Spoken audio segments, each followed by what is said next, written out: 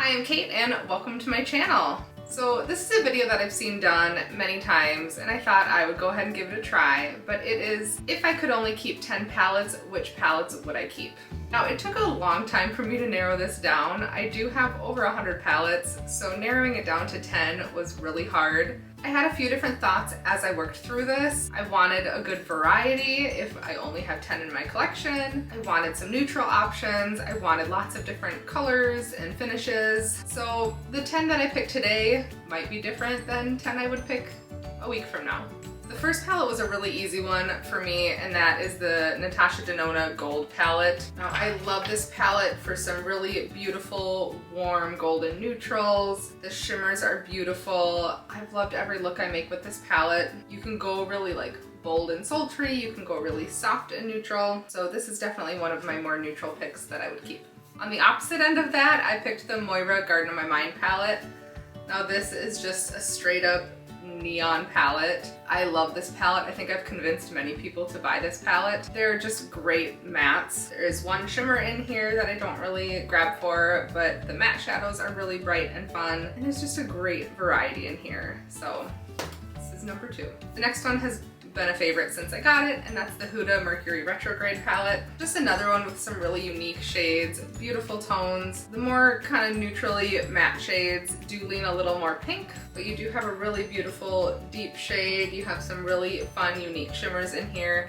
I love every look that I do with this palette. Most of my looks end up kind of purpley pink. The mattes perform great, the shimmers are really pretty, and this is just a great palette. That one's very bright and springy. The next one is very sultry and fall, and it's the Melt Gemini. This is one of my favorites in my whole collection. So again, you get some really fun warm neutrals, but the greens in here are fantastic. And it's a fantastic black too. One of the best blacks in my whole collection. And I don't think any of my other palettes that I grabbed have a black, so this would kind of fill that spot. It was hard to choose between my Melt palettes because I really like the Vita and the Muerte too, but I wouldn't be able to let this one go. All right, my choice for more pastel tones. I have quite a few pastel palettes. If you check out my spring palettes video, I'll link it below. I shared a lot of my favorite springy pastel palettes, but out of those, I would only need one, and it's the Black Moxie Pastel Obsessions. Now what I love about these shadows is they are super pigmented. You can build them up to be really rich, but you can also kind of dust them out to make them a little lighter. And then this shimmer up here, I think I've swatched this in several videos. It's one of my favorite shades in my whole collection. I don't know how, I might have other stuff on my hands already too, but I don't know how well they'll show. It's just pretty and iridescent, and it can really layer on anything. But this is definitely one that I would take along if I could only have 10. All right, next up is definitely one of the more unique palettes in my collection, and it's from Shroud. It's the It's Frickin' Bats collection with Batty Bean. And I got this on the original launch, so mine still says Butte Bean. I love this palette. You have some really rich, unique colors. The shimmers are beautiful. It's just such a unique color story. And I think this could pair really well with some of the other palettes that I picked, and another one that I just would not be able to let go of. One of my favorite more neutral palettes that I would not be able to let go is the Kaleidos Sashimi City. So the other neutrals that I've grabbed are really rich and deep neutrals. This is a little more soft and kind of has a springy feel, but the shimmers are really special in this palette. They're really fun, like duochrome shimmers. The mattes are beautiful. It's a great palette to travel with because it's just really little and compact. And out of all of my Kaleidos palettes, this is, probably the most boring color story wise, but probably the one that I grabbed for the most. All right, I'm down to 3 left. Any guesses on what they could be? All right, next up, I have a pretty good sized collection from Nomad Cosmetics, and I really enjoy all of the palettes I have from them.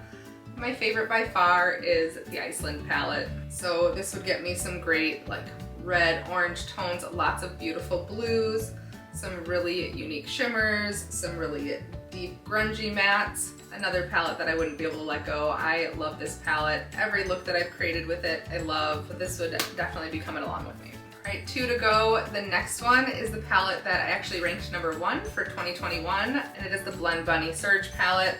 You can see why. Just such a good variety. Not really a lot of neutrals, but I had that covered in other palettes. But there's some really nice soft pastels, some more mid-toned, really deep shades, really fun shimmers, and then a row of neons. Another palette where every look that I create I really enjoy. And this gives me just a lot more variety of deep mattes, especially. Like that's, I think, what I would really need this for. So this one would definitely make my top 10. And the last palette that I picked, I kind of went back and forth on a couple. I knew that I wanted to take a Pat palette. My other ones I think are all right here. But in the end, I chose Bronze Seduction. This is the first one that I ever picked up, and it's still the one that I grabbed for most. It is a more neutral palette, but the special shades in this one are probably the favorites of the ones that I have. Like just super, super glittery.